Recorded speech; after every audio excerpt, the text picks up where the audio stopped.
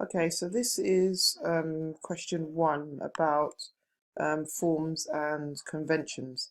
Now you've done some bits and you've kind of compared it to a couple of real thriller films. What I'd like you to do is I'd also like you to talk about how you followed the conventions of establishing character, how you established location. So remember that work that you did, which is down here. Let's see. Um, da, da, da, da, da. Down here, if we look, what have I learned from my title sequence research? You could use this to help you, but it's the one where this task, when you did what do directors seek to establish? Yeah, remember this work that you did? You can use that. Yeah, from what you learned. Remember, you did an analysis of three different sequences about what directors seek to establish. So what you could do is talk about what you sought to establish and how your opening sequence follows the conventions of a structure of an opening sequence. Okay. Okay, so I'm on this question, and I think this is, let's have a look. I think it's question two. Okay, so this question where you put here teenager girls, can you change that to teenage girls? I thought it would be easier. Take off this thing about it being easier and take this thing about the fact that you're teenage girls. Talk about the fact that the contrast between the representation of the middle-aged man and the stereotypical vulnerable teenage girl is what you wanted to include. Think about that. Remember, this is a family man, and you've reinforced the idea that middle-aged, that men are kind of usually the protagonists and women are weak. But the whole thing for you is that the contrast between the teenage girl and the middle-aged man is what you need to be talking about. So take off this thing about it be easier. Try to make it fairly realistic. We try to stick with certain stereotypes of particular social groups as well. Yeah, you kind of said, so you talked about the social groups, but I think with this thing, it will definitely be a good idea for you to talk about how you've focused on the contrast between the vulnerable girl and the kind of the sinister man. Also, you can talk about the idea that middle-aged white men tend to be represented as in the media.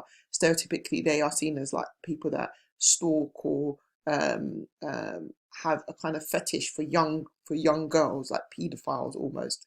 Although the girl is not a child, but this whole thing of this young girl, this focus on young girls, reinforces the idea that we see in the media. It would be good for you to even have some newspaper cuttings of middle-aged white men and their links with young girls, showing them as presenting them as quite villainous. So not only in thriller films, but also in the media in general, the idea that middle-aged white men are sinister in some way. But this is a very strong response. Okay, you need a lot more detail with this question. Yeah, it's not as strong as your previous question. You talked about independent institutions, which is a good thing. You know it's not going to be a major institution. And then you mentioned Warp Films here, you mentioned Vertigo Films here. I want to know what other films they have produced. Yeah, they produced British films, have they produced thrillers, have they distributed thrillers? What else have they produced that would kind of be that you could see some similarities with your own film? Another thing I want you to talk about as well is how would you promote your film? What types of institution might promote your film? So magazines, what magazines would it be in? Would it be in Empire or would it be in a fanzine? Yeah. So don't just talk about the company, the independent film companies, also talk about places where you would promote, the types of companies that would promote your film. Now, I think this question lacks detail, Katie, and I think you know that. And I definitely think that talking about your film companies that you've chosen, but what about the name of your film company at the start of your film? I think you called it, was it Rockstar or something beginning with an R? Talk about why you chose that name for your film company. What type of film company, even though it's a made up film company, what type of film that film company would distribute? What types of films? How would they go about promoting their films? But you need a lot more work on this question. Another thing I've noticed with each of your questions, the ones I've looked at already, one and two, and three, is there's no images. I think you did some images in question one, but that's it. Remember, this has to be presented in a creative way. Yeah? Let's have some images in here. Let's have some videos, some trailers. With that previous question, with question, I think it was question three, with this question, why not have some trailers of films that Warp Films have distributed or shown? Have we need a bit more, it needs to be a bit more interactive because at the moment, this is like, we're kind of are hanging around the level 2 because it's not being really creative. So a lot more creativity, please, Katie. I like the way you've broken down this question and different types of people that will be interested in your film, which is good. What you should do is have some images of the types of people that would be interested in your film and why they'll be interested in. I think 16 to 45 is a bit too much of an age gap. Also, original age range was started at 12. Yeah, but 12 to what? You just said started at 12, or where did it end? Okay. So I like this. It's really good, but just some more, bit more images, a little bit more creative. That would be better. Okay. You haven't really followed the instructions for this question. Whilst you talk about how you would attract your audience, there's no mention of audience surveys. This is a low-level response. You need to have some mention of audience surveys and how you use your audience surveys and audience feedback to develop your idea, okay? So a lot more work on audience surveys in here. Who did you talk to? Those videos that we did when you fed back your idea. Who did you speak to? How did it help to improve your idea? And what did you include that helped you? You need to show your opening sequence to a group of people and get them to respond to it with questions, okay? Spell this properly. So from as opposed to form. So here you've listed the technology that you used, but you didn't tell me how you used it. Break down each one, unless, of course, you did it in the next slide. Oh, yeah, you did. Okay, I'll take it back. Okay, so you went through kind of Blogger, you looked at SurveyMonkey and so on and so forth. Make sure you go through each piece of technology that you mentioned in the first slide. Now, here, whoops-a-daisy. Here you mentioned Premiere. It's Adobe Premiere Pro. That's the name of the piece of technology. So change this. Actions that we used in order to create our title sequence. This is where we imported all the footage, blah, blah, blah, blah, blah. However, I decided to create another version of the title sequence, which was fairly similar to our original idea, but instead we black screen. Why don't you show the difference? Why don't you show the difference between the first one you did and the previous one you did? Yeah. So you talked about you did a different sequence. Show me the difference between them and how you developed your skills in Premiere by adding all the titles, by putting the music down. You've got lots that you can say about Premiere, so you need to show me what you're talking about with images or with video footage. So there's more work to do for this question, Katie. Daisy, which is, just so you know, this is the one about technologies, okay? So there's more work to do for this question. What I need you to do is question 6. I need more work on Adobe Premiere. I would like more work on how you use sound, on how you use the editing system, how you blended things, how you use transitions, all of that stuff for this question. You can really get some good marks with this question. So here you talk about, so you had to research, we learned from our preliminary task that the type of shot we use can affect the overall quality impression which you get from watching the film, or in this case, from watching our title sequence. Also, why, you say while, or whilst using the camera, we realised that the camera angles, rather than angels, we used had a huge impact on how well each shot turned out.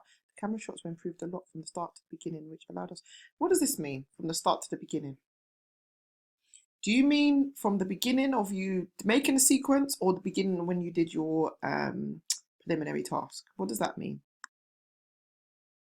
So you describe how you use sound here, but not how you've improved. From your preliminary task, you didn't use any sound, did you? Apart from just the talking. There was no music, there was no matching the sound to the picture. There was nothing like that. So talk about what happened with your preliminary task and how you improved in terms of your knowledge of sound. Same. Okay, just be careful with your writing here, your spelling. So you've got this spelling mistake here, you've got this spelling mistake here. Just do those corrections for me. Now, I like this thing about the fact that the editing we first used was very basic, basic cropping of clips to make sure they connect correctly to the following clip. However, when we reached so rather than that, say, so a basic cutting of clips rather than cropping, make sure that they connect correctly to the following clip. We'll make sure that it was continuous. Yeah, continuity editing you used here, but very basic continuity editing. So show me the difference. Show me the timeline of your opening sequence. Show me how many different timelines you used, and then explain that in your preliminary task you only used one line. Whereas in your opening sequence or your title sequence, you used like about 3. You had the titles, you had the footage, and you had the music. So you need a little bit more detail for these two on how you've improved. You've mentioned it briefly here, but not at all here.